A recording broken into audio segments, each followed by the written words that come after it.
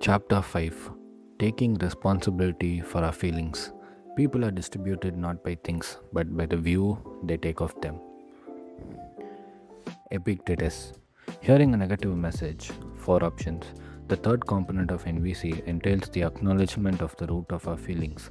NVC heightens our awareness that what others say and do may be the stimulus but never the cause of our feelings.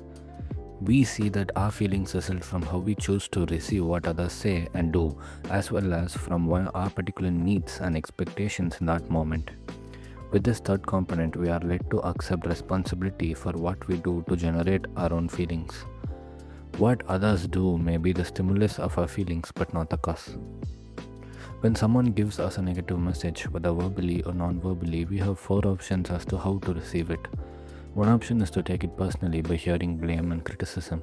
For example, someone is angry and says, "You're the most self centered person I've ever met." If choosing to take it personally, we might react, "Oh, I should have been more sensitive." We accept the other person's judgment and blame ourselves.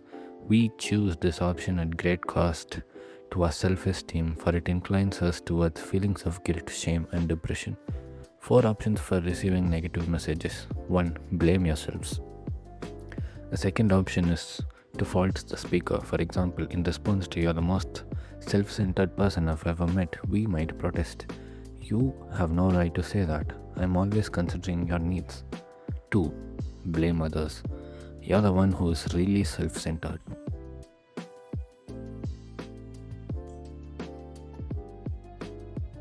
When we receive messages this way and blame the speaker, we are likely to feel anger. When receiving negative messages, a third option would be to shine the light of consciousness on our own feelings and needs.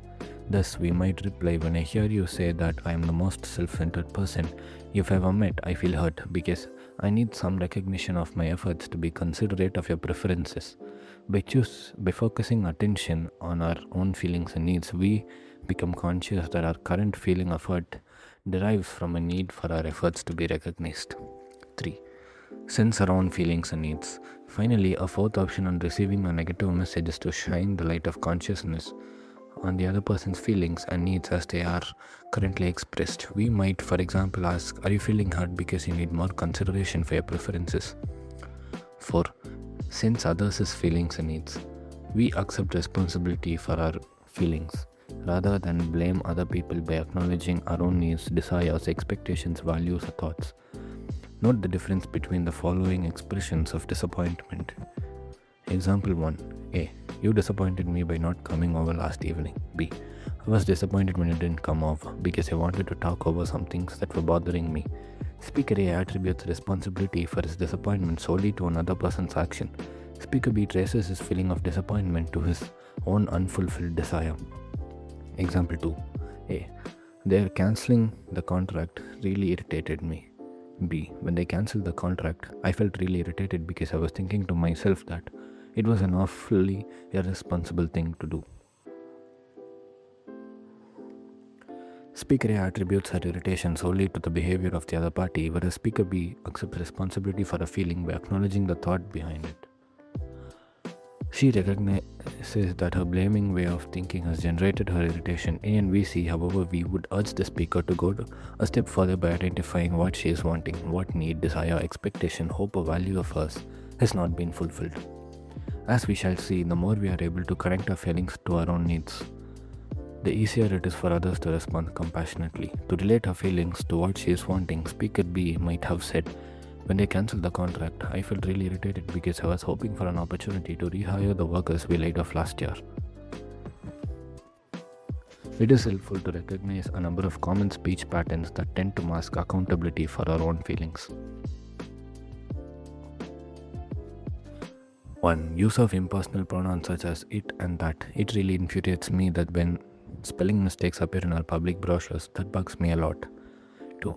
The use of expression "I feel" an emotion because followed by a person or personal pronoun other than I. I feel hurt because you said you don't love me. I feel angry because the supervisor broke a promise. 3. Statements that mention only the actions of others. When you don't call me on my birthday, I feel hurt. Mommy is disappointed when you don't finish your food. Connect your feeling with your need. I feel because I need. In each of these instances, we can deepen our awareness of our own responsibility by substituting the phrase I feel because I. For example, I feel really infuriated when spelling mistakes like that appear in our public brushes because I want our company to project a professional image.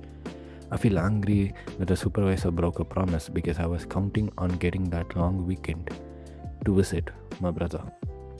3. Mommy feels disappointed when you don't finish your food because I want you to grow up strong and healthy. Distinguish between giving from the heart and being motivated by guilt. The basic mechanism of motivating by guilt is to attribute the responsibility for one's feelings to others.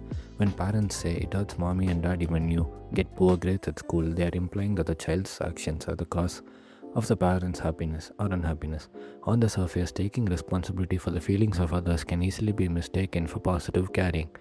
It may appear that the child cares for the parent and feels bad because the parent is suffering. However, if children who assume this kind of responsibility change their behavior in accordance with parental wishes, they are not acting from the heart but acting to avoid guilt.